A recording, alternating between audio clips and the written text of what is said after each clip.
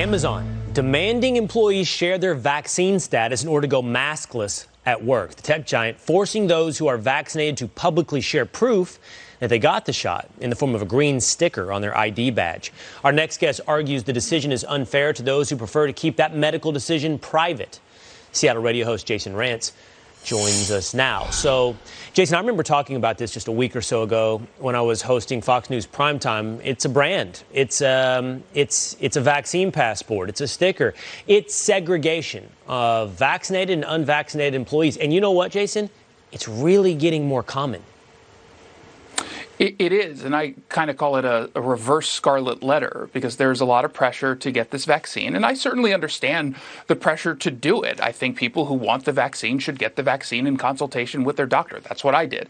However, what I don't like is this pressure to do something that maybe someone's not yet ready to do or simply doesn't want to do or, more importantly, doesn't need.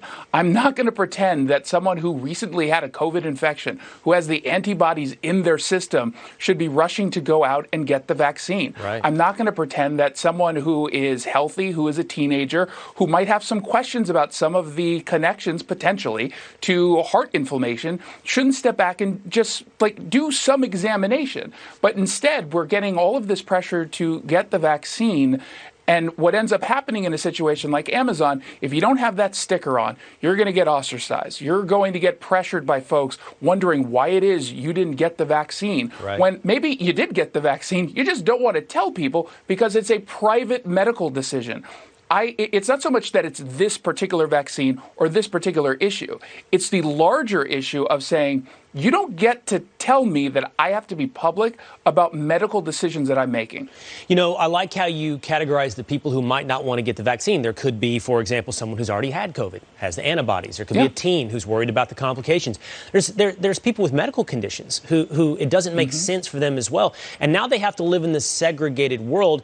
And worse than that, they have to essentially then share their health information based upon this outward show of whether or not you're vaccinated. And here's what's weird. You know, you brought this up. Doesn't the vaccine protect me from you anyway? Why do we have to show each other? Why do we have to require? Why do you have to even have this push? If I have the vaccine, I'm all good. So why this corporate push? Yeah, it's a constant push of mixed messaging. It either works or it doesn't, and I believe that it works. So the fact of the matter is, we have every single American in this country who wants one has access to a vaccine.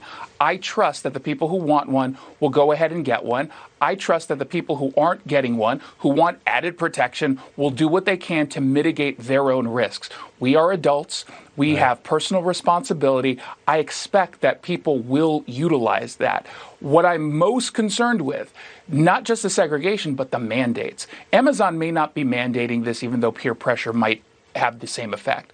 We have, for example, in Washington State, public universities mandating not just students, but also staff members now get the vaccine in order to work on campus. That is a government agency. That's a government telling people that they have to get a vaccine. Where does it stop? Yeah. Why do we think that it's just going to stop here? And I don't think that it is. Yeah, I don't think it's alarmist to point this out. But God forbid anyone say anything, you immediately get called an anti-vaxxer. How many times I've gotten called an anti-vaxxer? Right.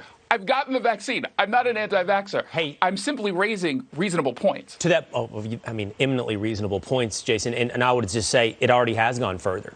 We've done the story here on Fox and Friends about a hospital in Houston that says, don't get the vaccine, you lose your job. I have friends I've spoken to at their various jobs saying, if I don't get the vaccine, they're telling me I can't come in person or I have to switch positions. It's gotten worse. Amazon's just the most high-profile example of this. Exactly. Jason, thanks for being with us this morning. Thanks, Will. Appreciate it. All right. Coming up.